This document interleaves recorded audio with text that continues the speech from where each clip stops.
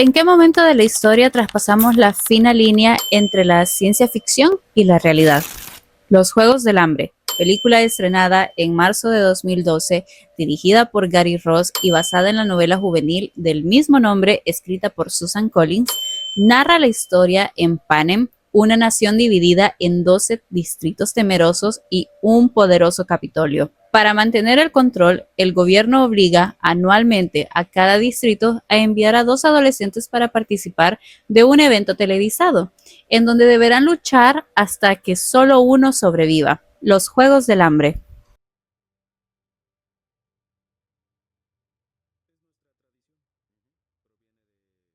Yo soy Paola Segovia y a lo largo de este comentario se identificarán aquellos puntos que destacan la historia, el papel controversial que tuvo en la época de los 2010 y cómo los elementos de esta historia no son tan diferentes de lo que sucede a nuestro alrededor. La historia sigue a Katniss Everdeen, una chica de 16 años proveniente del Distrito 12, el más empobrecido de todo Panem, que tras ser voluntaria en la cosecha, con el fin de salvar a su hermana de una muerte segura, es enviada al Capitolio para seguir los preparativos de los Juegos.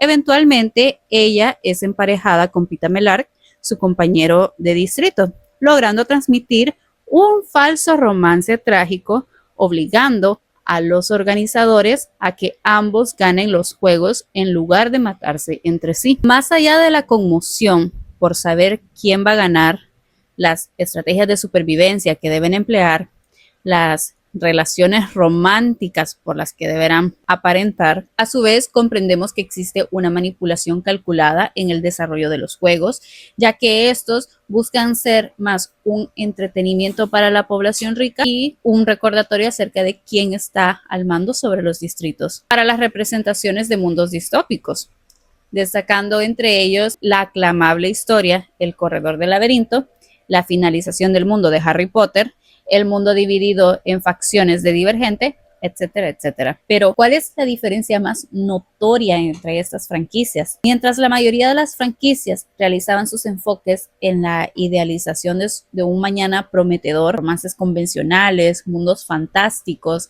la clásica travesía del héroe que combate con el mal, Susan Collins se consolidó como aquella pieza crítica dentro del mundo de la literatura. Sus obras buscaban generar una crítica notable a factores sociopolíticos. Películas como Divergente se caracterizaban más que todo en la opresión de un entorno enfocado a aquellas etiquetas psicológicas. La búsqueda de la realización individual, el simple hecho de pertenecer. El sistema de facciones que éste poseía funcionaba como una extensión del poder sobre la sociedad, encerrando a los individuos en un único rasgo de personalidad. Por otro lado, El Corredor del Laberinto iba tras la idea de la supervivencia física inmediata dentro de un entorno hostil, sustituyendo aquel discurso político con la manipulación de actividades científicas. Que no se malentienda. Dichas franquicias representan ideales y conflictos válidos. Lo que marca la diferencia con los Juegos del Hambre es el hecho en que sus mundos van apuntando más a una realidad ficticia, aún y si sucediera esto más que caracterizaciones de hechos actuales. Su enemigo ronda en aquellas corporaciones abstractas o un gobierno científico, no están vinculados con las realidades humanas o las reproducciones socioeconómicas. Tras el gran impacto que los Juegos del Hambre generó, muchos trataron de posicionarse a la misma altura, llegando incluso a venderse como similares y promocionándose como los próximos en tener tanto éxito, pero no les funcionó del todo,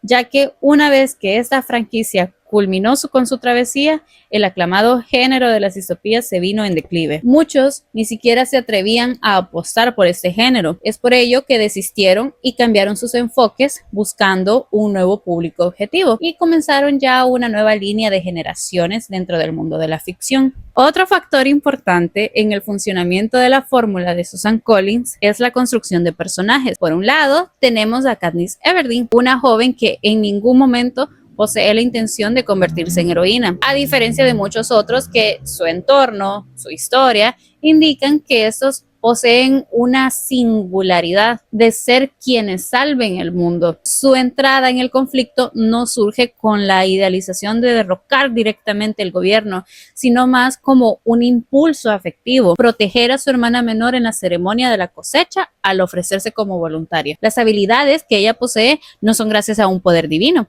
sino más a un recurso desesperado de sobrevivir su día a día. Ella es cazadora con el fin y la necesidad de alimentar a su familia. Al mantener a su personaje alejado inicialmente del discurso político, la película logra que su desarrollo dentro de la trama se realice de manera más orgánica. Ahora bien, desde un inicio no se nos muestra como alguien débil, sino como alguien que está dispuesta a hacer lo necesario para salvaguardar el bienestar de aquellos a quienes ama. Y esto finalmente termina siendo aquel empujón necesario para que el resto de distritos se alce contra las injusticias que han venido soportando tantos años, como cuando lanza la flecha al panel de jueces para que reparen su atención en ella, cuando divide las bayas venenosas con Pita para que el Capitolio se quede sin vencedor y se vean obligados a darles el gane a ambos, o al aliarse con una niña del Distrito 7 y posteriormente mostrar respeto ante su muerte, así como finalmente a lo largo de esta saga termina convirtiéndose en el símbolo de la rebelión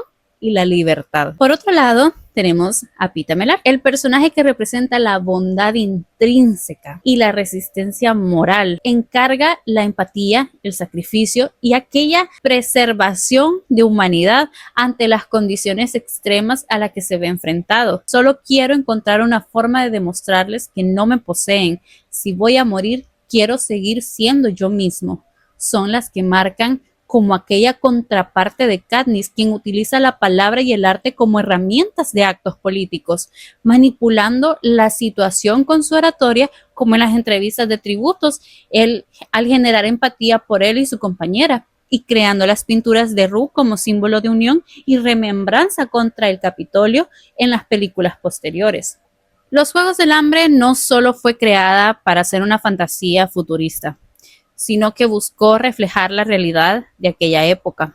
En un inicio se mencionó que el hecho de que la trama poseía elementos para nada alejados de la realidad, la escritora Susan Collins consigue retratar aquellos conflictos políticos por los que se viven, mayormente reflejando las realidades estadounidenses, tras el avistamiento de cómo transmitían a manera de reality show las guerras militares, así como el uso de propaganda política mediante los medios de comunicación. De manera personal, tras haber vivido de primera mano el impacto tan grande que esta película ocasionó, puedo concluir que las fórmulas que se implementan en las franquicias fueron basadas en elementos de entretenimiento, en la ilusión de lucha y el desarrollo de tramas existencialistas, mientras que los Juegos del Hambre pretendían ofrecer una mirada incómoda de la realidad, más allá de una fantasía de escape. Nos muestra la cruda realidad